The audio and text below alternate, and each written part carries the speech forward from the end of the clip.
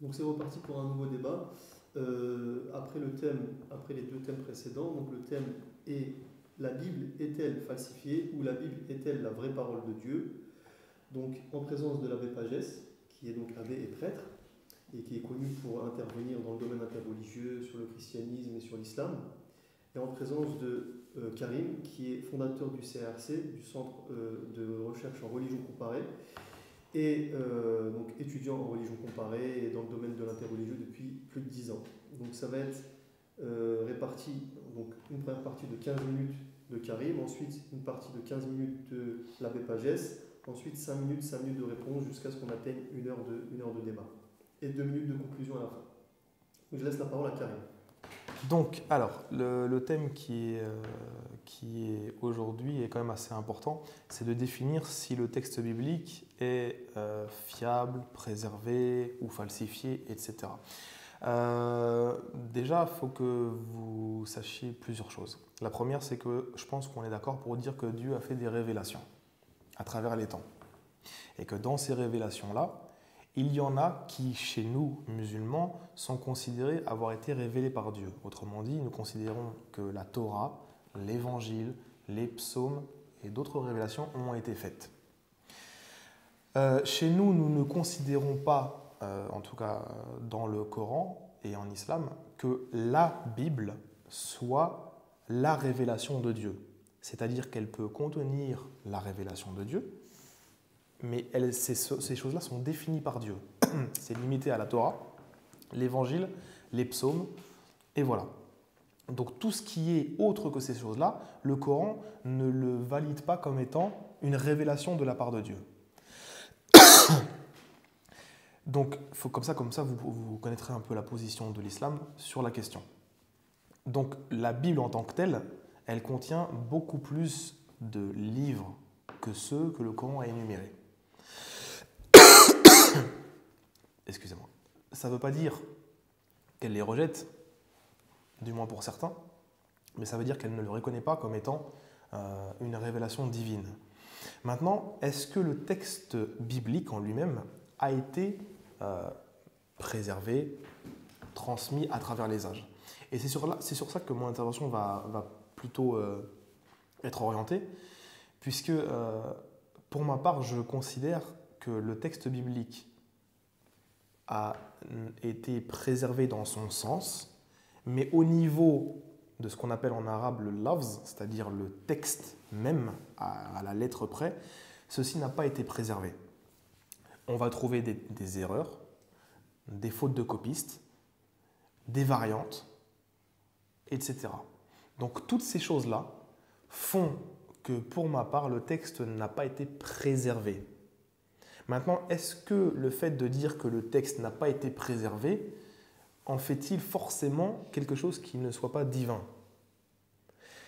Tant qu'on a le sens, c'est surtout ça en fait. Dieu fait une révélation, elle doit être parfaite, c'est-à-dire qu'au niveau de la lettre, ça doit être parfait et ça doit être préservé. Malheureusement, nous n'avons pas la préservation de ces textes-là à travers l'histoire biblique. Pourquoi? Puisque en fait, nous n'avons que des manuscrits. Et c'est sur les manuscrits que nous recomposons le texte de la Bible, disons original, même si ça va être très difficile de parler de l'original. Donc vous avez ce qu'on appelle les autographes, donc c'est-à-dire les lettres ou les textes qui ont été écrits de base par les auteurs. Et vous avez ce qu'on appelle ensuite les apographes. Les apographes, ce sont des copies. Et malheureusement, vous n'avez pas les copies des originaux de vos textes, que ce soit pour l'Ancien Testament ou pour le Nouveau. On n'a pas ceci non plus pour le Coran. Donc, en fait, si vous voulez, on n'a pas, ni pour le Coran et la Bible, de textes originaux. On n'a que des manuscrits qui sont ultérieurs. Mais il y a une différence. La différence, elle est qu'en islam, c'est par la transmission orale que se fait la préservation. Dans le judaïsme et le christianisme, au niveau du texte biblique, malheureusement, vous êtes dépendant de ce qu'on appelle les manuscrits. Donc en fait, si vous voulez, ici on a une problématique, parce que tous les manuscrits sont assez divergents, Et pour reconstruire le texte du Nouveau Testament, les gens spécialistes dans la critique ont beaucoup de mal à le faire, dans le sens qu'ils se retrouvent confrontés à divers manuscrits qui ont divers mots ou versets, en plus, en moins, etc. Donc si vous voulez, là, moi, c'est ce que je veux vous prouver en fait par l'intervention, c'est que le texte biblique n'a pas été préservé. Je vous donne un exemple. Je vais vous en donner plusieurs, mais on va commencer par un. 1 Samuel chapitre 13, verset 1, où il est dit que Saul avait ... années lors de son règne, et qu'il a régné ensuite 2 ans. Donc on n'a pas l'âge de Saul dans le texte de la Bible. Donc cette chose-là, pour moi, je n'ai pas de problème. Je vais dire que c'est une faute de copiste et que le manuscrit sur lequel on se base, qui est le manuscrit de Léningrad pour l'Ancien Testament, le Codex B19a, n'a pas en son sein la réponse, puisque le texte indique, en tout cas de manière littérale, 1 an. Donc que Saul avait 1 an lorsqu'il est devenu roi et qu'il a régné, vis-à-vis du contexte du chapitre, ensuite ça va poser de graves problèmes. Donc c'est pour cela que maintenant la plupart des versions mettent ... On ne connaît pas l'âge de Saul. Donc ça veut dire que le texte n'est pas préservé. Ce n'est qu'un détail, c'est vrai, mais c'est pour vous dire que la Bible contient des choses où il n'y a pas de préservation. Je vais vous donner un autre exemple. On va prendre 1 Jean chapitre 3 verset 16. En général, ça c'est une chose qui est très peu connue des gens. 1 Jean chapitre 3 verset 16 nous dit qu'en fait, Jésus a donné sa vie pour les autres. Le problème, c'est que dans le texte que l'Église catholique avait de base, et qu'ils ont suivi, qui est la Vulgate, on a, en fait, si vous voulez, une variante ici, qui est extrême, et qui rajoute que c'est Dieu qui s'est sacrifié pour les autres. Donc on n'a plus le mot Jésus, on a Dieu. Donc là, on voit clairement que que Dieu est venu sur terre et qu'il s'est sacrifié pour les autres. Le problème avec ce texte-là, c'est que par la suite, on voit que ça a été corrigé. Corrigé sur quoi? Corrigé sur des nouveaux manuscrits qui ont été découverts qui sont plus anciens. Et surtout les manuscrits grecs. Aucun manuscrit grec, qui est donc la langue de base des évangiles, n'a cette version du texte. Ils ont tous Jésus. Donc on voit que en tout cas dans la transmission latine, on voit une insertion d'une variante qui fait de Jésus Dieu. Sauf que ce texte-là a été rejeté par la suite par les papes actuels. Pourquoi? Parce que maintenant, les papes ont changé de Bible. Actuellement, depuis Paul VI, Jean-Paul II et les autres papes qui ont suivi. Ils sont passés à ce qu'on appelle la nouvelle Vulgate, la néo-Vulgate. Ce texte-là, il est apparu pour corriger les erreurs de transmission sur la base de ce qu'on a découvert archéologiquement comme manuscrits nouveaux et qui reviennent bien en arrière par rapport au texte de la Vulgate. Donc en fait, si vous voulez, ce que je vous expliquais, c'est qu'actuellement, même sur le site du Vatican, c'est la néo-Vulgate qui est en circulation. Et juste pour le Nouveau Testament, elle a 5000 changements, corrections de ce genre, comme je vous ai montré, par rapport au texte de la Vulgate que l'Église a quasiment toujours validé. Donc moi, la question que je vous pose, c'est comment expliquer cette évolution dans la transmission du texte? Si on prend par exemple le texte de la Torah seulement, de manière globale, il est très très bien préservé. Parce que les Juifs étaient très pointilleux et c'était le texte le plus important pour eux puisque c'était vraiment la révélation de Dieu. Lorsqu'on va dans les livres historiques, comme 1 Samuel, 2 Samuel, les chroniques, les rois, etc., on se rend compte qu'il y a énormément de fautes, des erreurs de copistes, des âges qui sont divergents, des nombres qui sont divergents, etc. Quand on passe aux évangiles, les paroles de Jésus, dans l'ensemble, ont été très bien préservées. Très très bien. Mais pour le reste, donc que ce soit les paroles des évangélistes eux-mêmes ou ensuite pour les textes du Nouveau Testament, il y a eu beaucoup de changements au niveau des manuscrits. Donc la question que je vous pose, c'est sur quelle base on doit reconstruire le Nouveau Testament? Puisqu'en fait, vous êtes dépendant des découvertes archéologiques. C'est-à-dire que plus on va en avant, plus vous pouvez revenir en arrière. Puisqu'en fait, les découvertes archéologiques retrouvent des choses du passé. Et au milieu, entre ces deux choses-là, vous avez votre texte de la Bible. Mais il a évolué. Pourquoi? Parce qu'en fait, il y a eu des changements dans les manuscrits qui ont été opérés et qui ont été intégrés comme faisant partie intégrante de la parole de Dieu. Et c'est pour cela que plus on avance dans le temps, plus ça permet de faire la correction de ces choses-là. Des exemples, il y en a énormément. Mais je ne vais pas en citer beaucoup, parce qu'en fait, ce que je veux juste, la question surtout que je veux vous réfléchissiez, c'est surtout le fait qu'il y a des erreurs de copistes et de variantes à travers tout le texte de la Bible. Et ça, pour nous, c'est un problème en tant que musulmans, puisque nous considérons que le texte du Coran n'a pas de variantes.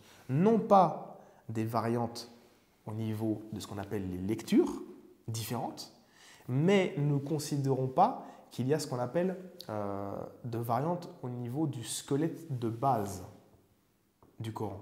Vous allez trouver des variantes, mais ces variantes-là, elles sont très facilement explicables. Mais pour ça, le problème, c'est qu'il faut connaître la science du Coran pour pouvoir expliquer ça. Ce n'est pas parce que vous allez trouver un Coran qui a un mot qui est différent d'un autre que c'est une variante, en fait, comme vous en avez. Puisque vous, les variantes dépendent des manuscrits. Alors que nous, nos variantes dépendent de la révélation prophétique. Et c'est sur cela qu'il faut faire attention.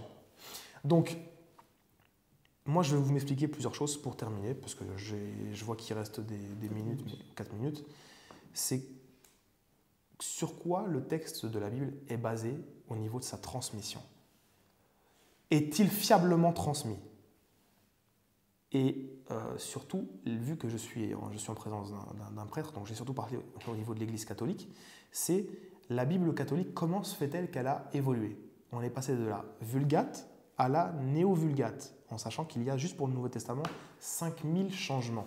Et donc, ça veut dire que les papes, auparavant, basaient leur dogmatique et leur appui textuel sur quelque chose qui ensuite a changé. Et les papes actuels n'ont peut-être pas les mêmes arguments textuels que les anciens, puisqu'il y a eu des changements. Donc actuellement, le Vatican suit une Bible différente de celle que le Vatican suivait il y a encore de cela peut-être 50 ans. Et c'est pour cela que je vous dis qu'il y a eu une évolution dans la transmission. Et donc, pour ma part, c'est une question qui peut être vraiment énormément développée, le texte du Nouveau Testament et de la Bible n'a pas été vraiment correctement préservé, mais le sens est toujours là. C'est-à-dire que la plupart des variantes, il faut le dire, parce que j'essaie d'être honnête en tout cas dans la démarche, la plupart des variantes sont d'ordre mineur, orthographique, synonymique, inversion des mots, etc. Mais il y a quand même des variantes qui sont importantes, comme celle que je vous ai dit tout à l'heure à propos de 1 Jean 3,16, où il est dit que c'est Dieu qui est mort pour les gens, alors que l'autre dit que c'est Jésus. Ça change la théologie complètement. Voilà. Donc pour moi, je vais finir là-dessus, même s'il me reste des minutes, mais pour moi, c'est l'aspect central. Je n'ai pas envie de rentrer ni sur les questions des canons, ni sur les bibles divergentes entre protestants, orthodoxes et catholiques, ou d'autres comme les Éthiopiens, les Arméniens ou les Syriaques. Je vais juste laisser, parce que je vous dis, quand je m'adresse à un prêtre, je préfère me baser sur ses propres sources à lui. Je pense que c'est préférable plutôt que vous parler d'une Bible protestante qui n'aura absolument rien à voir avec vous. Merci de votre écoute. Quand même. Merci. Alors, d'abord, il faut bien comprendre une chose qui situe les problématiques de façon différente. C'est que pour vous, musulmans, le Coran est tombé du ciel. Il est tel qu'il est au ciel. Copie parfaite de l'original qui est gardé, n'est-ce pas, sur la table gardée dans le ciel. Donc, le Coran en lui-même, voilà, à la virgule près, au point près, il est exactement la copie parfaite de la parole éternelle et immuable de Dieu, dans sa matérialité même. Pour nous, la parole de Dieu, elle est inspirée, et non pas dictée, comme elle l'a été à Mahomet par l'ange Gabriel.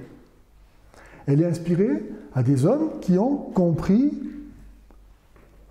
ce qu'ils ont compris, à travers ce qu'ils étaient, forcément.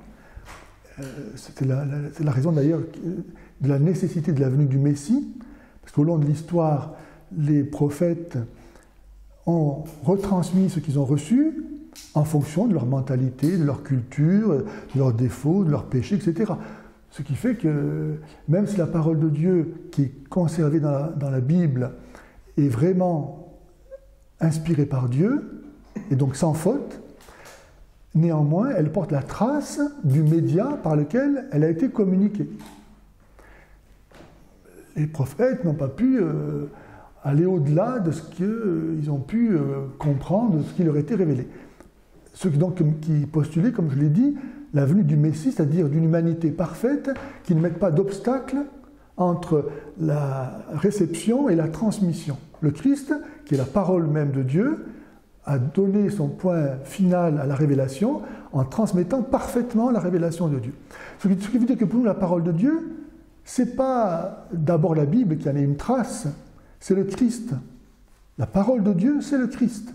C'est lui qui est la parole. C'est pour ça que Jésus n'a rien écrit. Il n'a pas transmis un Coran, parce qu'il est lui-même la parole. Et les apôtres ont transmis ce qu'eux avaient reçu du Christ, n'est-ce pas? Alors, donc ça c'est une différence fondamentale. On ne peut pas juger de la Bible à partir du postulat qui vous sert à comprendre le Coran, car il ne s'agit pas des mêmes réalités.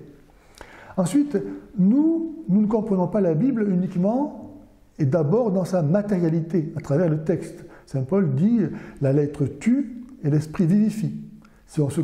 Si la Bible est la parole de Dieu, est-ce que nous sommes Dieu pour comprendre Dieu? Il n'y a que Dieu qui comprend Dieu.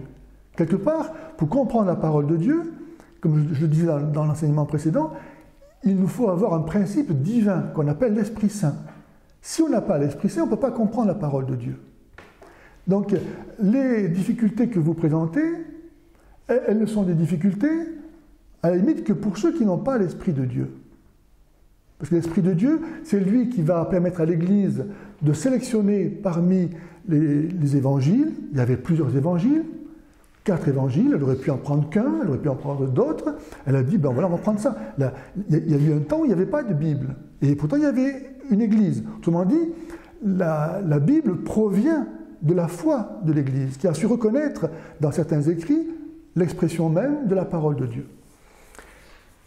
Alors, pour les difficultés entre la Vulgate et la Néo-Vulgate, ça relativise donc évidemment ce qui pour vous est une problématique insurmontable, puisque précisément, la parole de Dieu, elle nous est donnée à travers l'Esprit de Dieu. C'est lui, l'Esprit de Dieu, qui nous fait comprendre la parole de Dieu. Hein? Et s'il y a eu des ajouts au cours de l'histoire, qui n'étaient pas forcément ceux que l'apôtre évidemment avait écrits, mais que quelqu'un en copie, etc., on peut comprendre que Dieu lui-même continue sa révélation et que ce qui compte, c'est que l'Église qui dit à un moment donné, voilà, c'est ça, le texte auquel nous pouvons nous fier. Hein? Voilà comment, à mon avis, on peut répondre à cette question. Alors maintenant, pour savoir si la Bible a été falsifiée, j'aimerais vous attirer votre attention sur le fait que c'est un blasphème pour nous, hein, comme pour vous ça devrait l'être aussi, d'oser penser que la Bible puisse avoir été falsifiée. Car la parole de Dieu ne passe pas.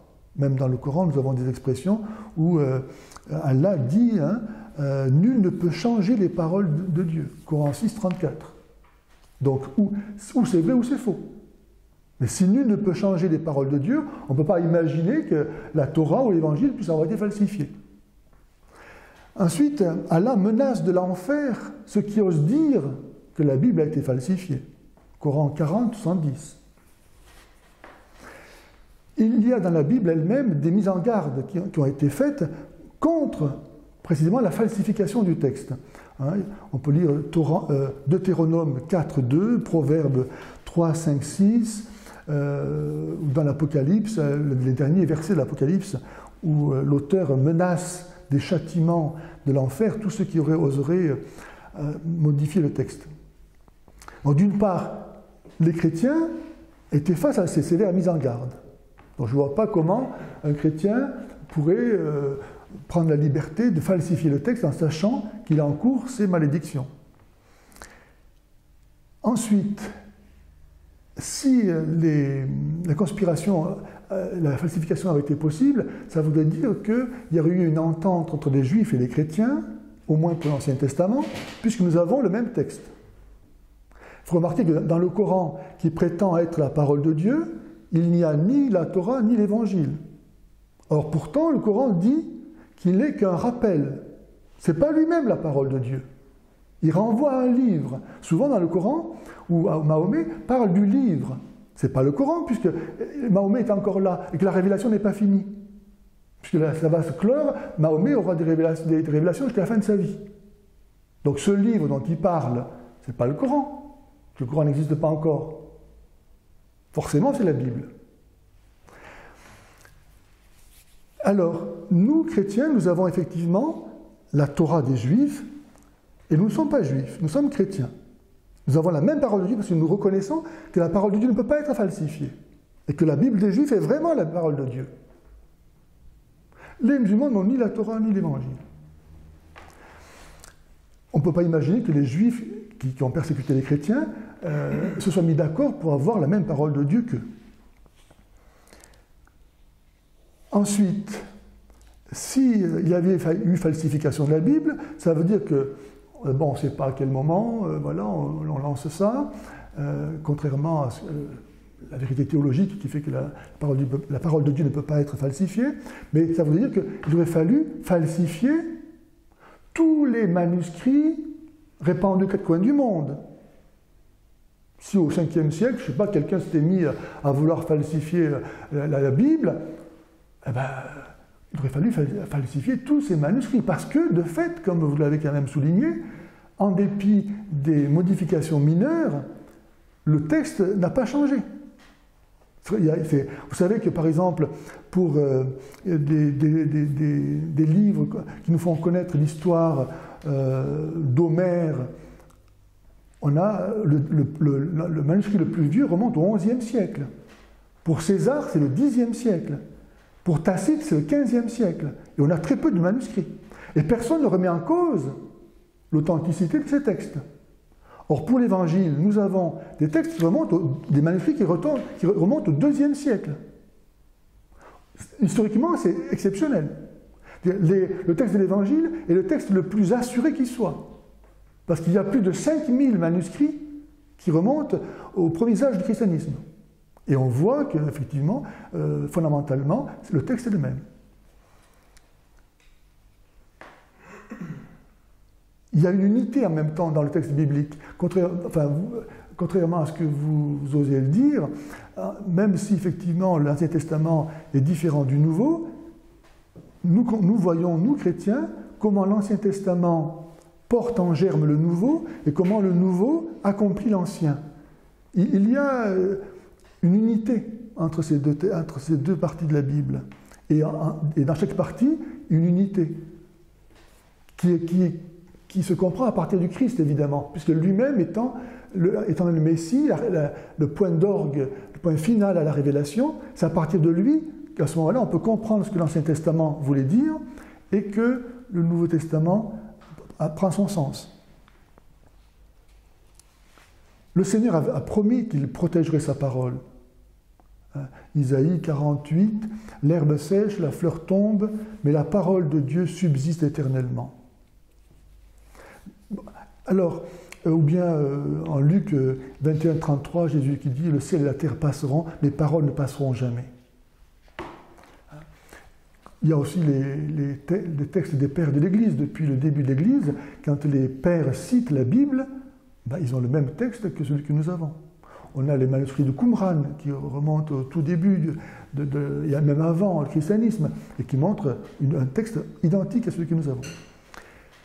Maintenant, je voudrais attirer votre attention sur le fait que, contrairement à ce que croient beaucoup de musulmans, le Coran lui-même ne dit pas que la Bible a été falsifiée, mais il dit que certains en ont changé le sens.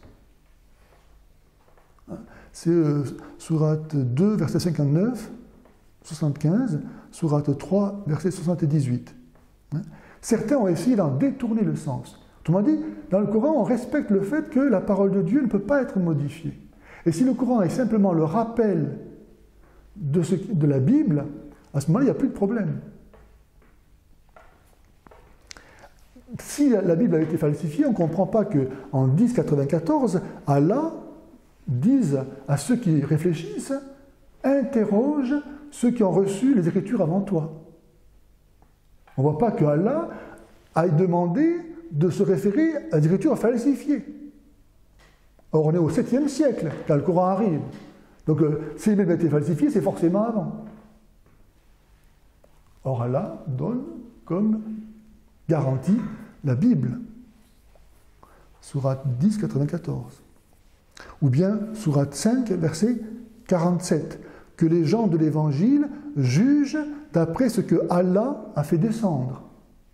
Il y a fait descendre, dans l'Évangile. Comment est-ce que les chrétiens auraient pu juger à partir de l'Évangile s'ils ne l'avaient pas?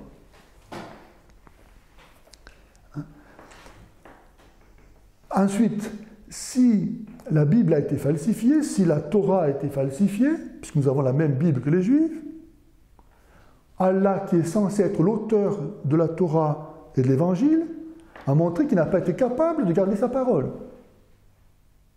Donc c'est un menteur, puisqu'il a promis le contraire. Non seulement c'est un menteur, mais c'est un incapable. Il n'a pas tenu sa promesse. Donc si déjà Allah, dans le temps passé, a montré son incompétence, qu'on ne peut pas lui faire confiance, je ne vois pas pourquoi il faut lui faire confiance pour le Coran.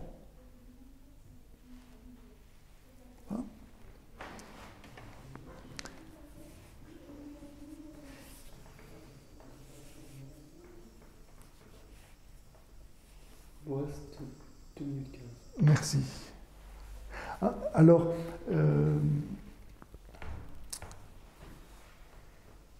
il faut considérer que dire que la parole de Dieu, dire que la parole de Dieu a été falsifiée, pour nous, donc, c'est un blasphème. Et l'islam repose sur ce blasphème, qu'il contredit lui-même, comme je viens de le montrer. Allah lui-même n'a pas tenu sa parole, donc il n'est pas crédible. Je ne vois pas comment on peut, sur cette base-là, continuer à être musulman. Un blasphème. La parole de Dieu a été falsifiée. Allah n'a pas gardé sa parole. C'est pour ça que l'islam est venu. Mais non. Dieu garde sa parole, Dieu est fidèle, la parole de Dieu, comme vous l'avez montré aussi, malgré les erreurs de copistes qui sont inévitables, on n'est pas Dieu, on n'est pas dans la perfection, donc il y a forcément toujours, là où il y a des hommes, des fautes, néanmoins, miraculeusement, cette parole de Dieu a été gardée. Et la parole de Dieu est vraiment accomplie. Donc, cette critique de dire est-ce que la parole de Dieu a été falsifiée ou bien est-ce que la Bible est vraiment la parole de Dieu, pour moi, ça n'a aucun fondement. Oui, d'accord, je vois. Qu'est-ce que je peux dire encore? Bon, je crois que j'ai dit l'essentiel. Hein.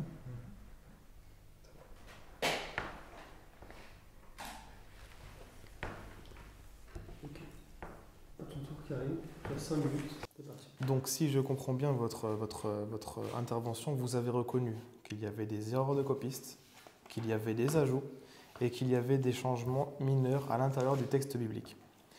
Donc ça pour moi c'est un aveu qui démontre que le texte de la Bible n'a pas été préservé dans sa lettre. Et le problème c'est que vous me dites par exemple que Jésus est la parole de Dieu, mais vous ne savez que Jésus est la parole de Dieu que par le texte de la Bible. Donc ça veut dire que vous êtes obligé de vous fier à votre texte pour pouvoir émettre des dogmes. Et si vous avez des variantes, comme je vous l'ai montré tout à l'heure, mais j'en ai énormément à vous montrer comme cela, qui peuvent poser problème, votre dogmatique peut être endommagé par rapport à cette chose-là. Sinon, on peut considérer par exemple que Jésus est Dieu sur base d'une variante. Vous voyez ce que je veux dire ou pas? Et donc ça peut poser des problèmes. inspiré par Dieu, c'est ce que vous m'avez dit. Qu'est-ce que vraiment ça signifie que la théopneustie, le fait d'être inspiré par Dieu, ça signifie quoi pour vous? Parce qu'entre inspiré et révélé, il y a une différence. Par exemple, les Juifs disent que la Torah a été révélée, comme le Coran. C'est tombé du ciel, comme vous m'avez dit tout à l'heure. C'est la position juive sur la Torah.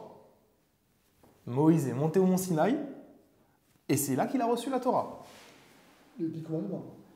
Oui, mais c'est là qu'il a reçu tous les commandements. C'est la position juive sur la question. C'est ça que je veux vous dire. Pour eux, la Torah, de A à Z, c'est la parole de Dieu. Comme nous considérons pour le Coran. Donc, moi, ce que je voudrais vous dire, pour revenir sur les choses que vous avez dit, c'est que le Coran ne parle pas de la Bible. Parce que toute votre intervention, vous avez dit cette chose-là. Ah oui? Le Coran ne parle pas une seule fois de la Bible. C'est pas parce qu'il y a marqué « le livre » que ça signifie la Bible. Parce que le terme arabe « kitab », ça veut dire beaucoup de choses. Et la plupart du temps, dans les versets que vous m'avez cités, ça signifie la révélation. Donc ça signifie la révélation qui a été faite auparavant, ça signifie la révélation qu'on est en train de te faire en ce moment, etc. Mais jamais vous ne trouverez le mot Bible ou une allusion au mot Bible dans le Coran. C'est pour ça que toute votre intervention, malheureusement, elle est basée sur ce fait-là. Parce que vous voulez prouver par le Coran que le texte de la Bible, il est bon. Mais le problème, c'est que si le Coran ne parle pas du texte de la Bible, ça va vous poser un gros problème.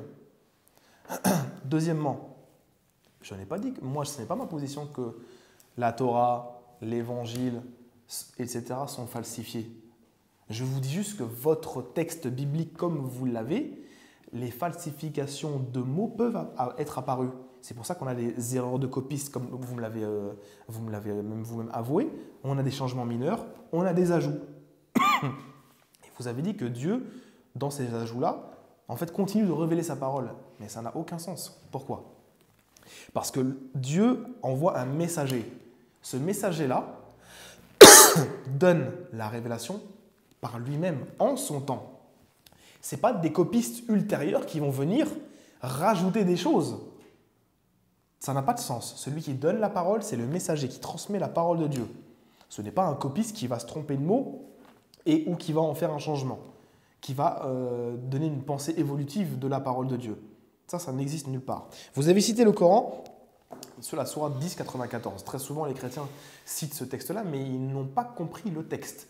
Ce texte de sourate 10, 94, on le met en relation avec sourate 21, 7, où en fait, il est dit de demander aux gens, aux savants et aux gens du livre, parmi eux, de savoir si Dieu a bien envoyé des hommes sur terre pour pouvoir prêcher sa parole. Pourquoi? Parce que c'était adressé aux gens païens, aux polythéistes de la Mecque, qui eux ne croyaient pas à ces fables. Ils ne pensaient pas que des êtres humains recevaient la révélation et la diffusaient. Et c'est pour cela que de se renseigner auprès des gens du livre ne concerne pas Mohammed, même s'il y a eu des exégèses qui l'ont dit. Non, quand on comprend le Coran entièrement, le « tu » ici, si tu es en doute, a à voir avec la personne qui ne croit pas ou qui a un doute vis-à-vis de la croyance de ce que Mohammed ramène. Pourquoi? Parce qu'il se dit être le messager de Dieu, un homme envoyé. Et on dit à ces personnes-là qui étaient des païens, renseignez-vous auprès des gens du livre, les juifs, les chrétiens, pour voir si c'est une chose nouvelle, que Dieu a envoyé des êtres humains pour enseigner sa parole. Donc ça n'a absolument rien à voir. C'est moi ? À votre tour. Merci. Alors, vous contestez que la Bible puisse avoir été reconnue par l'Église et que donc l'Église ait pu accepter qu'à un moment donné, quelqu'un sur les lettres de Saint Paul ou l'Évangile de Luc fait des ajouts et que donc finalement l'Église dise ben voilà, c'est ça la parole de Dieu. Parce que vous dites, voilà, c'est pas possible, un messager, c'est lui et lui seul qui est inspiré. Et ben, c'est pas comme ça. Vous êtes prisonnier de cette conception musulmane de la révélation. Tous les messagers voilà, ont la même mission et ils donnent la parole de Dieu telle qu'elle est. Voilà. Pour nous, encore une fois, c'est pas comme ça que ça se passe, c'est inspiré. C'est-à-dire que non seulement c'est à travers l'humanité que Dieu se révèle, hein, c'est très important. C'est pas la parole de Dieu comme ça, au ciel, écrit en arabe, avec telle sourate, tel verset, etc., qui existe comme ça. Ça, c'est sa traduction humaine. Mais surtout, la parole de Dieu, elle n'est pas adressée qu'à un homme. Elle est adressée à toute l'Église. Dieu ne parle pas qu'à un homme, il parle à toute l'Église. Et donc c'est dans la communion de toute l'Église qu'on peut comprendre la parole de Dieu. Personne ne peut dire, voilà, moi, je comprends que Dieu dit ça. Il peut dire ça dans la mesure où ce qu'il va dire ne contredit pas ce que tous les autres chrétiens ont dit. Cette parole de Dieu, elle est adressée à tout le monde et pas qu'à lui. Donc il ne peut pas, lui, tout seul, être le juge de ce que cette parole veut dire. Ensuite, vous donnez le Coran comme parole de Dieu, parfaite, qui n'a pas eu de changement. Je regrette, mais Allah lui-même se corrige, puisqu'il y a les fameux versets abrogeants, les fameux abrogés. Donc, comment une parole qui est censée être immuable, éternelle, valable pour tous les temps et pour tous les hommes de tous les lieux, peut-elle être modifiée et qui plus est par Allah? Comme si Allah se trompait, il fallait qu'il se corrige, ou qu'il fasse mieux qu'avant. Donc, quelque part, le texte qui pose problème dans cette conception, ce n'est pas la Bible, mais c'est vraiment le Coran. 2 minutes. Ensuite, vous parlez des polythéistes de la Mecque. En fait, d'après, comme peut-être vous le savez, les recherches actuelles, en Arabie Saoudite, en Arabie plutôt, il n'était pas saoudite encore, en Arabie, il y avait beaucoup de chrétiens et de juifs.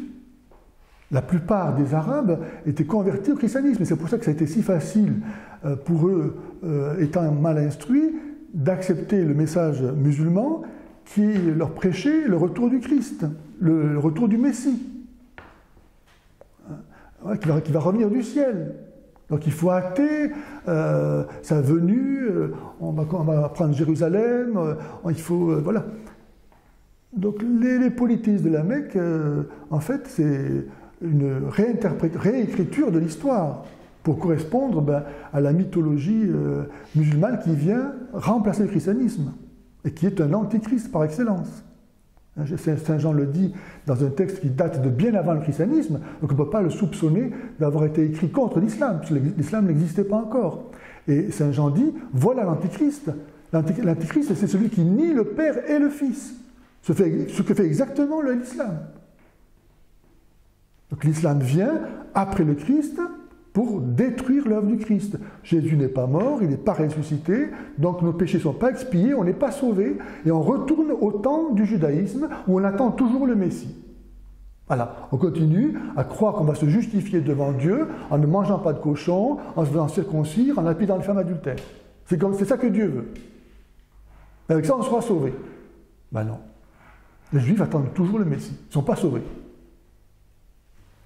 Donc le Coran, contrairement à ce qu'on pourrait l'imaginer, lorsqu'on est musulman, présente lui-même, lorsqu'on le lit, et d'ailleurs j'invite tous les musulmans à lire le Coran et à chercher à comprendre, voir les contradictions.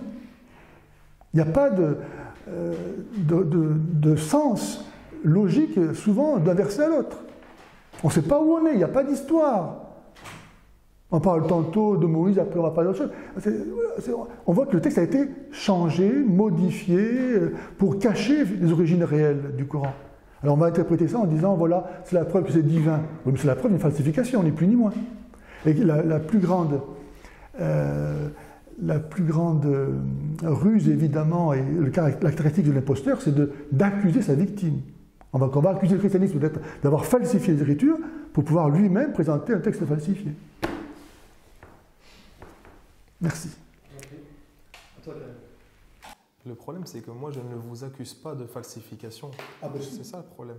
Non, je ne vous accuse pas de falsification. Alors, pourquoi pas chrétien, alors acceptez la Bible. Je vous ai juste dit que votre texte a été transmis de manière non fiable à 100%. C'est juste cela. Et c'est pour ça que je vous ai posé certaines questions et que j'aimerais avoir des réponses claires. C'est est-ce que les papes actuels qui utilisent la nouvelle Vulgate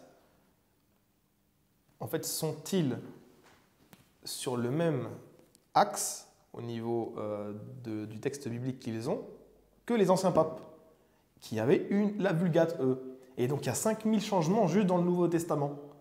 Donc, je donnerais bien, franchement. Ça, c'est pas moi qui le dis. En fait, vous allez chez les savants de la critique textuelle qui sont spécialisés, et c'est d'ailleurs par eux que le Vatican a changé la chose, puisque c'est pour ça qu'ils sont passés à la Nouvelle Vulgate. C'est par rapport aux découvertes des manuscrits nouveaux qu'ils ont fait un changement.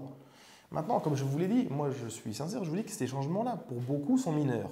Mais il y a des majeurs, comme par exemple celui que je vous ai dit tout à l'heure.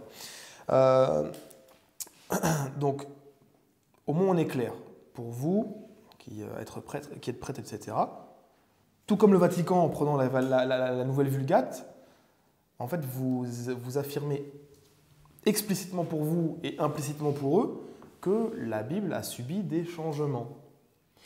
Et ces changements textuels-là, justement, c'est sur ça que je veux parler, moi. C'est-à-dire que le texte de la Bible n'a pas été préservé et a été transmis de manière non fiable à 100%. C'est pour ça que moi, je ne suis même pas en train d'attaquer ni le texte biblique sur les erreurs, ni sur autre chose. Non, là, je vous parle juste que d'un seul point depuis le début, qui est la transmission du texte. C'est tout. Mais je ne vous ai encore pas donné une erreur. Je ne vous ai pas donné un vrai problème. Tout ça, je n'ai pas besoin de le dire. Moi, ce que je veux qu'on se focalise, c'est sur la transmission du texte. Comme je vous dis, pour moi, je ne considère pas que la Bible a été falsifiée, du moins comme beaucoup l'entendent. Je vous dis que dans l'ensemble, le texte de la Bible est préservé. Vous allez prendre n'importe quel livre actuellement, c'est pareil, vous prenez Harry Potter, c'est la même chose. Le texte, il va être préservé, c'est un texte qui existe. Mais je ne dis pas que le texte de la Bible est la parole de Dieu. Je vous dis qu'à l'intérieur de cela, les révélations que Dieu a faites peuvent s'y trouver, du moins au niveau du sens, ou un sens très proche de la lettre. Vous m'avez cité tout à l'heure le fait que la lettre tue, et que c'est l'esprit qui vivifie. Mais ce texte-là n'a rien à voir avec le fait du problème textuel. Saint Paul ici disait simplement que le littéralisme sans compréhension, ça tue l'âme.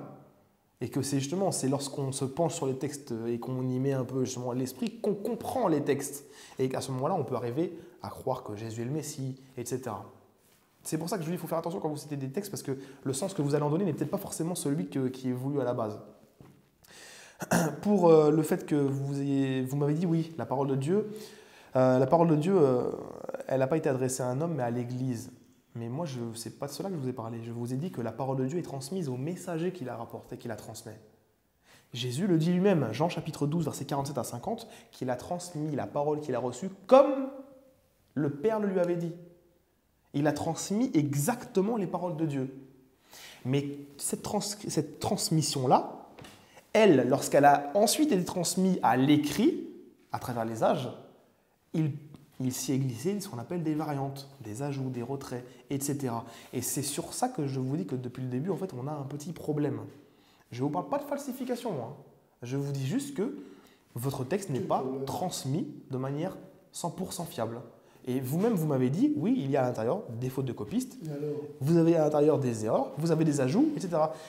Et alors, en fait, il transpire un vrai problème derrière. C'est-à-dire que vous avouez que la Bible n'est pas préservée.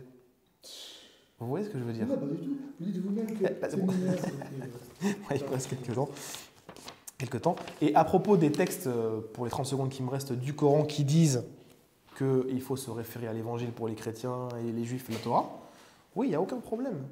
Ils doivent appliquer ce qui est dedans. Et le problème, c'est que vous n'appliquez pas ce qui est dedans. Je vous donne un exemple.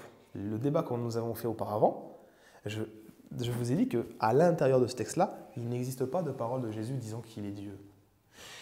Et vous, on vous dit retournez et appliquez ce qui est marqué. Donc comprenez, hormis les commandements, etc., appliquez les choses sur la divinité. Revenez au vrai Dieu. C'est sur ça que parle le Coran. À votre tour. Vous avez 5 minutes. Écoutez, je ne sais pas. Qu'est-ce qu'on peut dire d'autre, hein?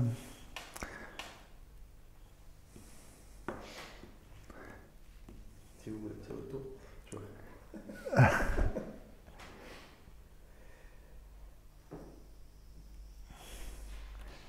je vois vraiment... je ne comprends pas comment vous continuez à affirmer d'une part que les changements dont vous faites état sont mineurs et vous en faites un problème. Et par rapport au messager, qui est Jésus, lui-même donc n'a pas donné d'écrit, et vous voyez bien qu'il n'a pas donné cette parole à une personne. Donc comment vous pouvez contester que cette parole a été adressée à l'Église? Effectivement, Jésus a parlé pour tout le monde. Voilà. Et l'Église, c'est l'ensemble de ceux qui accueillent cette parole. Et cette parole a la garantie qu'elle ne passera pas. Le ciel et la terre passeront, les paroles ne passeront pas. Alors vous pouvez ensuite essayer...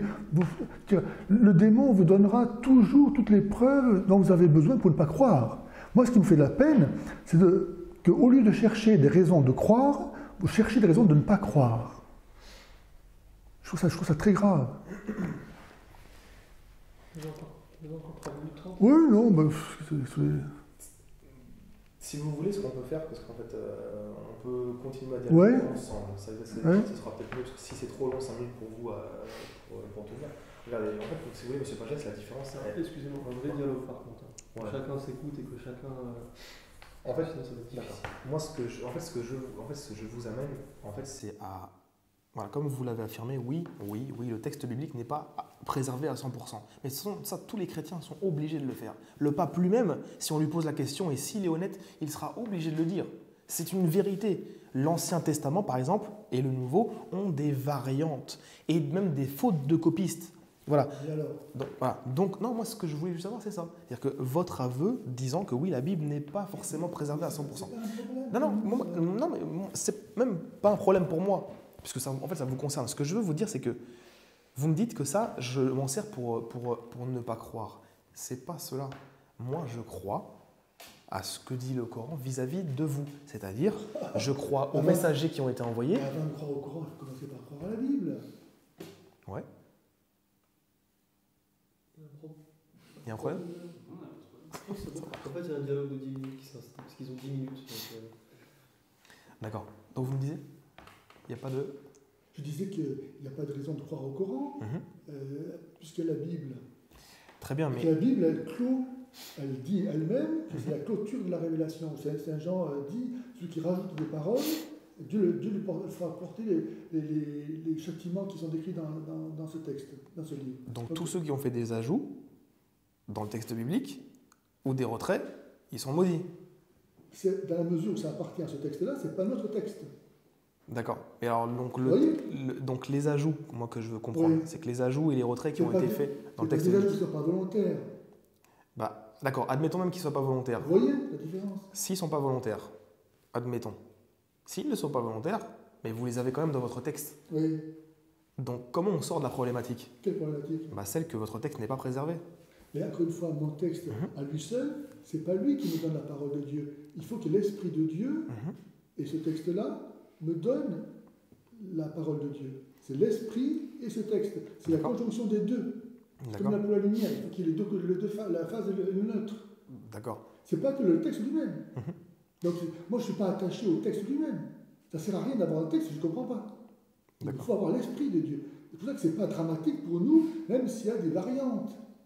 Parce que tout n'est pas dans la matérialité du texte. D'accord, mais quand ces variantes-là entachent la dogmatique, comment est-ce qu'on fait? C'est pas le cas. Par exemple, celle que je vous ai citée à propos de 1 Jean 3,16. Très bien. Donc le texte actuel, c'est celui-là. À ceci, nous avons connu l'amour. Celui-là a donné sa vie pour nous. C'est Jésus, oui. Bon. Donc Jésus, pour nous, il est Dieu.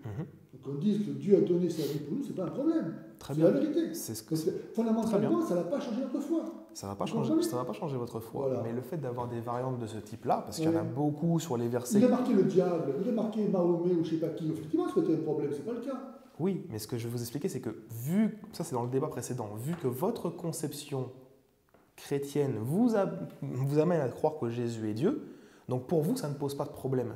Mais si Jésus n'est pas Dieu, ça change énormément la problématique. Il n'est pas question de dire ça, il n'est pas Dieu. Il n'y aurait pas la Bible, sinon on n'a pas le Nouveau Testament. Oh, mais ça, c'est ce que je vous ai dit. En fait, on revient au débat précédent. Il n'irait pas le Nouveau Testament si Jésus n'était pas Dieu. Non, le Nouveau Testament est venu montrer que Jésus est le Messie. D'ailleurs, trouvez-moi un seul texte qui prouve le contraire. C'est pas distinct de ce qu'il est Dieu. D'accord, alors prouvez-moi que le Messie est Dieu. Mais tout l'évangile en le montre. Non, prouvez-moi que le Messie est Dieu. C'est comme si tu me demandais de prouver que le soleil brille. Si tu ne veux pas voir que le soleil brille, je peux te le prouver, tu ne verras pas. D'accord. Donc, moi, ce que je voulais en fait dans ce débat-là, c'était vraiment que vous affirmiez, c'est pour ça que je vous ai parlé que du côté préservation. Prouve-moi que Jésus est Dieu, mais enfin, ça c'est une démarche personnelle. Moi, je ne peux pas t'obliger à croire. Même Dieu ne peut pas t'obliger à croire. Moi, quand je lis l'Évangile, je vois Dieu qui est à l'œuvre en Jésus. Et dans ma vie personnelle, encore une fois, moi, je me suis converti parce que Dieu est venu me sauver, il s'est révélé dans ma vie. Jésus ressuscité, je le connais. D'accord. Et moi, je me suis converti, et parce que j'ai aussi eu la révélation comme quoi l'islam était la... Voilà, j'ai eu une lumière et qui a fait que pour moi, l'islam était la vérité. Donc, c'est pas un argument, on est d'accord. C'est passionnel, c'est pas un argument. C'est pas passionnel. J'apporte ma pierre à ça, mais évidemment, c'est pas là-dessus que tu... Enfin, oui. C'est un argument pour lui, donc. Bon. Mais c'est un argument faible dans le sens que ce que je veux dire, c'est que chacun, en fait, il voit le côté passionnel. Bon, en fait. Alors, supposons, voilà, donc je m'abstrais de la chose, et simplement, je ne vois pas pourquoi je remettrais en cause le fait que la parole de Dieu est vraiment la parole de Dieu dans son intégrité, malgré les défauts de transmission. Ça ne change rien. D'accord. Mais moi, c'est ça que je voulais juste savoir. Donc, la Bible a des défauts de transmission et actuellement, c'est pas un problème. C'est un problème quand même, si on y réfléchit. La parole de Dieu, Dieu a dit sa parole, elle ne passera pas. Mais elle est passée. Donc même s'il y a ça qui change, mais elle est passée. donc la parole de Dieu, si on y croit, et bien on dit que même si il y a ces problèmes-là qui sont mineurs, ça n'entache pas la parole de Dieu. Dieu ne peut pas se contredire, il ne peut pas nous avoir menti. Donc pourquoi, se dire ça y est, on est foutu, la parole de Dieu a été falsifiée? Ah non, pas du tout. C'est pour ça que je ne vous ai pas parlé de falsification. Je vous ai pas parlé de falsification, moi. Je vous parle de transmission, c'est tout. Ça revient à ça. Non, c'est pas la même chose. Non, falsification, c'est autre chose. C'est-à-dire que des gens qui viennent délibérément changer. C'est-à-dire que si les Juifs et les chrétiens s'étaient alliés pour pouvoir changer ensemble l'Ancien Testament, là, il y aurait eu falsification. C'est inimaginable. Mais moi, je suis d'accord avec vous sur cette question. Moi, j'ai pas de problème avec ça. Je vous dis juste, c'est un point seulement que j'ai ramené dans ce thème-là. C'est que votre texte n'est pas préservé. C'est la conclusion que je fais en fait à ce débat-là. Mais, encore une fois, le texte, c'est pas la parole de Dieu à lui tout seul. Ouais. Donc ça ne remet pas en question le fait que nous avons vraiment la parole de Dieu. D'accord, mais vous avez cette parole de Dieu via l'autre parole de Dieu, puisque vous ne pouvez pas savoir que Jésus est la parole de Dieu sans avoir le texte biblique qui vous indique que c'est la parole de Dieu. Oui, mais il n'y a pas que le texte biblique. Il y a l'Esprit Saint. Il y a le témoignage de l'Église. Il y a 2000 ans de saints qui ont attesté cette même chose. Le Christ, il est vivant. Et comme je disais moi-même, dans ma propre vie, j'ai ce témoignage-là. D'accord. Donc j'ai plein d'arguments qui me confortent dans cette idée que Jésus est Dieu. Oui, mais cet argument-là, il faut qu'il soit basé sur la parole de Jésus. On est d'accord? Oui. Voilà. Et comme je vous l'ai dit dans le débat précédent, c'est qu'il n'y a pas de texte de la parole de Jésus qui dit de manière catégorique qu'il est Dieu. Et ça, c'est parce que vous ne voulez pas le voir. Non, après, dans le débat précédent, je vous l'ai demandé, vous n'avez pas réussi à me les ramener. C'est pour ça que je vous dis que c'est problématique. Il y a un homme qui dit « je pardonne tes péchés », il n'y a que Dieu qui peut dire ça. On va pas revenir sur le débat. Le Père et moi, nous sommes un.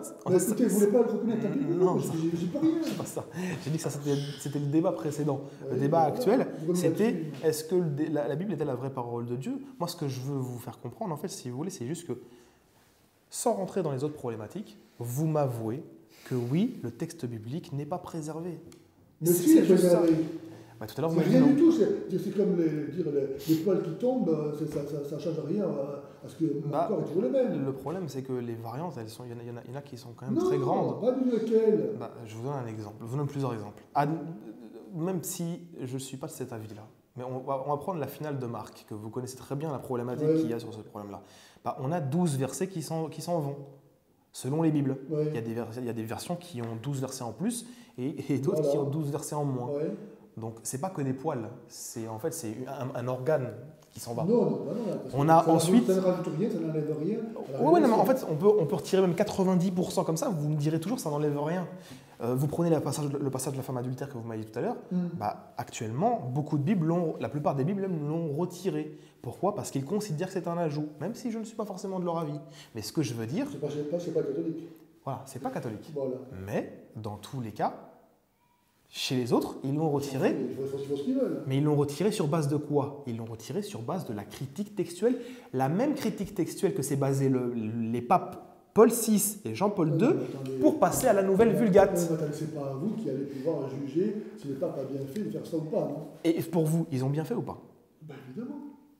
Pourquoi? Parce que c'est eux qui ont la charge de guider le peuple de Dieu. Très bien. Donc avant, est-ce qu'ils les guidaient bien? Puisqu'avant, ils n'avaient pas les mêmes moyens qu'aujourd'hui. D'accord. Donc auparavant, ils guidaient très bien, mais avec une parole qui était différente de celle qui est maintenant. Elle était différente puisqu'il y a 5000 corrections. Encore une fois, tu vois, Jésus parle à un moment donné de ceux qui filtrent le moustique et qui avalent le chameau. Ouais. Voilà, tu as un bel exemple. Non, pas forcément. Ah oui, si. Mais non, moi, en fait, je vous apporte juste des petits problèmes, c'est tout. Je vous dis juste que les papes actuels... Des petits moustiques. Bah oui, mais vous ne m'y répondez pas à ce petit moustique. Donc fait. si je vous balance du chameau, vous allez encore moins répondre. Vas-y, quel chameau? Mais non, justement, c'est ça le problème. Avant de passer à de la nourriture solide, comme dit saint Paul, il faut déjà passer par le lait. Arrête. Et le problème, c'est que le lait, vous n'y répondez pas. Sauf que vous m'avez admis, c'est juste ça que je voulais, que le texte de la Bible n'est pas préservé. Mais non, je ne suis pas content, parce que ça... Moi, c'est pour vous, surtout que je dis ça. Je te dis, voilà, c'est pas un débat où tu recherches la vérité. Bah si, justement, la vérité, on se la met tous les deux. La Bible n'est pas préservée. C'est juste ça. Et si on part sur cette base-là... Non, mais si on part sur cette base-là ensemble, ça veut dire qu'après, on peut peut-être passer à un autre thème, plus tard, qui sera: est-ce que le Coran est-il préservé? Et est-il la parole de Dieu? Vous voyez la nuance que ça donne? Tu sais, c'est tout simple. Comme je te dis tout à l'heure, pour nous chrétiens, c'est une posture manifeste, c'est pas autre chose. Oui, bien sûr, oui. Il n'y a pas question de cette parole de Dieu. La Bible, c'est la terminée. Ça, je suis tout à fait d'accord avec vous. Maintenant, pas de débat possible. Vous vous rappelez le premier débat ou pas? Le premier débat, je vous ai parlé de l'annonce qui a été faite à Ismaël, à Abraham, robot d'Ismaël, et qu'elle s'est réalisée avec Mohammed. Juste questionnez-vous sur cette chose-là. Regardez les 3 débats. Je fais un résumé des 3 débats, puisqu'on arrive bientôt à la fin. Tu sais par Isaac que la promesse de Dieu a été donnée. L'alliance, la première alliance a été donnée. Le Coran le reconnaît lui-même. L'alliance avec Abraham, qui lui promet qu'il y aura une postérité qui aussi nombreuse que les sables de Dieu, etc. Donc, ce sont tous ceux qui, par la foi, héritent du royaume des cieux. Ça, c'est une première alliance qui a été faite avec Isaac jusqu'au Messie. Et ça, on n'a pas de problème avec ça. C'est l'alliance qui a été faite à Abraham. La première alliance, c'est celle avec Moïse. On appelle ça l'alliance parce qu'elle a été scellée avec un peuple et qui était pour un temps, le temps de l'obéissance à la loi. Ensuite, les prophètes, pendant ce temps, ont annoncé la nouvelle alliance, Jérémie 31-31, la nouvelle et éternelle alliance. Donc déjà, les prophètes, en annonçant la venue d'une nouvelle et éternelle alliance, montrent que cette alliance-là est forcément caduque, qu'elle aura une fin. D'accord. Or, les Juifs veulent rester avec cette alliance-là, ils n'en veulent pas d'autre. Ils ont rejeté le Christ parce que justement, Jésus disait, si le Dieu des Juifs est le vrai Dieu, le seul Dieu, donc il n'est pas le Dieu que des Juifs, mais de tous les hommes. Donc il a ouvert l'alliance qui était faite avec le peuple juif, annoncée avec Abraham pour tous les hommes, à l'ensemble de l'humanité. Ce qui a évidemment choqué l'orgueil nationaliste des Juifs en disant mais si tout le monde est le peuple élu, nous on n'est plus le peuple élu. Nous on est des Juifs, les autres c'est la merde. Et Jésus a détruit ce mur de la haine entre les Juifs et les non-Juifs. L'islam vient et relève ce mur de la haine dans l'humanité en divisant les hommes entre musulmans et non-musulmans. Voilà. D'accord. Voilà le travail. En fait, si je vous avais parlé de Genèse en fait, 17-20, c'était pas pour en fait, faire un débat autre que le thème qu'on a choisi là. C'était juste pour vous dire que, regardez, donc, on a fait 3 débats. Sur ces 3 débats-là, le premier concernait en fait de définir si Mohammed est un vrai prophète de Dieu ou non. Et qu'il y avait une annonce qui a été faite à Ismaël et qui s'est réalisée historiquement avec l'apparition de l'islam. C'est ce qu'ont dit les grandes autorités rabbiniques. Et vous-même, dans le premier débat, m'avez reconnu au moins cette chose-là. Oui, que voilà, la promesse qui a été faite, elle s'est réalisée avec l'arrivée, en tout cas, de Mohammed. Non, moi je ne suis pas d'accord avec ça. Ben, c'est ce que vous avez dit au premier débat. Bon, c'est pas grave. Le deuxième débat qu'on a fait, c'est sur la divinité de Jésus. Est-ce que Jésus est le vrai? D'hypothèse. La deuxième chose qu'on a fait, c'était est-ce que Jésus est le vrai Dieu? Et vous n'avez pas réussi à prouver réellement de manière catégorique. C'est pour ça qu'à la fin de votre intervention, je finis là-dessus. À la fin de votre intervention, vous avez reconnu vous-même, et ça, en fait, ça a mis ça a couvert en fait toute votre intervention. Vous avez dit que Jésus n'a jamais affirmé qu'il était Dieu. Vous l'avez dit dans votre conclusion. Et c'est pour ça que vous êtes tombé dans la contradiction. Non, mais je termine. Oui, mais je termine. Mais non, mais si. Si, vous l'avez dit. Ok, je termine. J'ai quand même mieux que moi, que vous, ce que j'ai dit. Justement, je vous en avais même fait la remarque après. Et après, vous m'avez dit quoi? Qu'il fallait jouer aux devinettes, parce que Jésus a fait deviner. Mais le problème, c'est que, regardez, c'est ce que je vous ai dit, contradiction. Vous m'avez dit pendant tout le débat que Jésus a affirmé qu'il était Dieu, et ensuite... Mais oui, mais il a dit... vous me dites qu'il ne l'a pas dit. Dans l'évangile, c'est marqué que Jésus, il leur disait en fonction de ce qu'ils pouvaient comprendre. Et donc, pour vous, il ne pouvait pas comprendre, c'était impossible que les apôtres, qui étaient des juifs, ne pouvaient pas comprendre. On l'a su à cause de quoi? Du fait qu'il disait qu'il était Dieu. Mais non, justement. Mais si. Si vous dites ça, ça veut dire que vous accusez Jésus d'être un faux prophète. Vous ne vous rendez pas compte du problème. Mais si. Je conclue en tout cas sur le troisième débat. Et sur le troisième débat, ce que je voulais juste mettre en exergue avec vous, et c'est le seul point que je vous ai dit, que je vous ai discuté, alors que j'aurais pu engager de nombreux points sur le problème de la critique textuelle. J'ai juste voulu vous parler de la transmission dans l'Église catholique du texte, entre au début et maintenant. Et on arrive à deux conclusions. La première, c'est que les papes, selon les différentes époques, se sont basés sur différentes Bibles. Mais c'est ce que je vous dis. Voilà. Deuxièmement, vous m'avez reconnu qu'il y avait des ajouts, des retraits, des variantes mineures et des erreurs de copistes à l'intérieur du texte biblique. Donc ce que non, je vous ai fait une conclusion en fait pour vous dire que moi, ce que j'aimerais que vous réfléchissiez par la suite, quand même, parce que comme c'était le dernier débat qu'on avait annoncé, si vous voulez en faire d'autres, il n'y a aucun souci, hein, c'est que réfléchissez bien si vraiment Jésus est Dieu. Revenez en fait à ce que je vous ai dit, une méthode claire. Oubliez, je ne vous dis pas d'oublier l'Église, je vous dis juste revenir à une méthode claire. On prend les versets clairs et on analyse les versets ambigus à la lumière des versets clairs. D'accord. Ensuite, vérifiez bien si le texte biblique est préservé de manière correcte et fiable. C'est le troisième débat. Et le dernier, et je termine là-dessus, le dernier, c'est vérifiez bien si l'annonce de Mohammed qui a été faite dans le premier débat, et dont Mohammed remplit tous les critères qui ont été définis dans la Torah, ne ferait pas que Mohammed est un véritable prophète de Dieu, qu'il est l'annonce qui a été faite, et que son message qui lui est préservé ne serait pas la parole de Dieu. C'est sur ça que je veux que vous réfléchissiez par la suite. Si vous voulez conclure. Vous concluez sur ça? Ouais, moi je pense que c'est bon. Juste un grand merci à M. Pagès déjà d'avoir accepté la trinité de débats que nous avons fait. C'était intéressant. Voilà.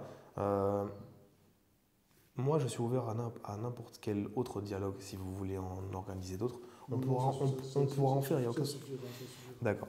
Eh ben, en tout cas, si on clôt là-dessus, je voulais vraiment vous remercier. Véritablement, parce que déjà, vous avez du courage au moins de rencontrer des musulmans. Parce que beaucoup ne le font pas. Donc, je sais que voilà, parfois, avec ce qui se passe dans le monde, on peut avoir un peu peur. Je peux comprendre.